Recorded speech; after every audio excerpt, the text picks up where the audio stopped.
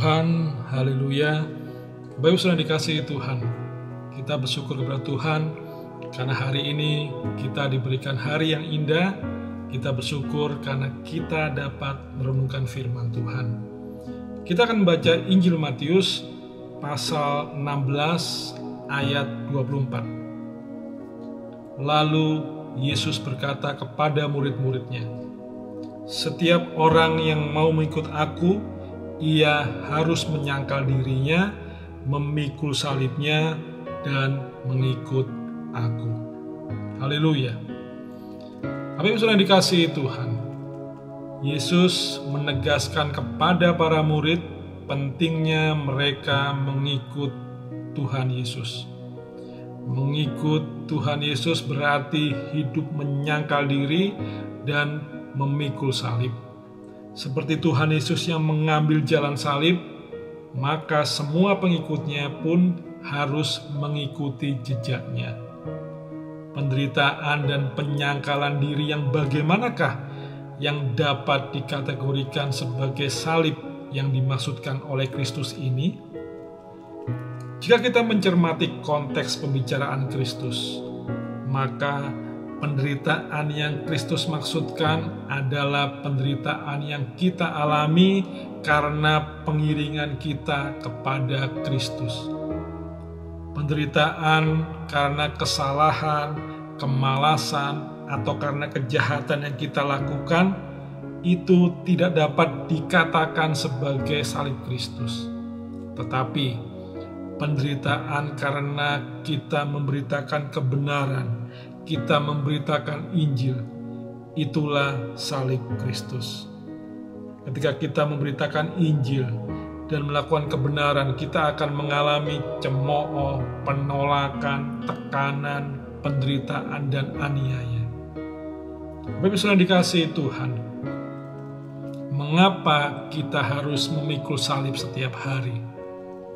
Yang pertama, karena salib adalah sekolah yang terbaik untuk membentuk karakter kita, mematikan kesombongan, mematikan mementingkan diri sendiri, sehingga kita akan menjadi sama seperti Kristus Yesus.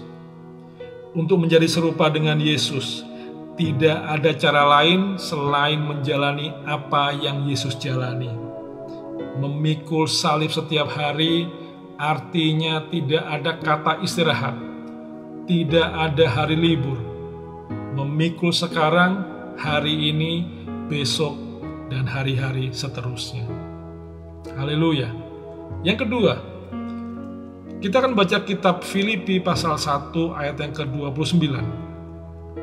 Sebab kepada kamu dikaruniakan bukan saja untuk percaya kepada Kristus, melainkan juga untuk menderita untuk Dia. Haleluya. Dengan memikul salib setiap hari menunjukkan bahwa kita menghargai salib yang telah ditanggung oleh Kristus. Tidak ada cara yang lebih baik untuk menghargai masakan ibu kita selain kita memakannya. Demikian juga jika kita menghargai salib atau penderitaan Kristus.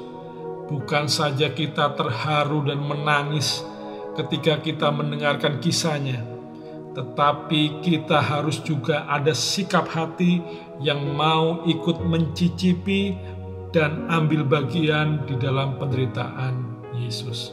Haleluya. Yang ketiga, memikul salib setiap hari merupakan investasi untuk menuai kemuliaan di kemudian hari.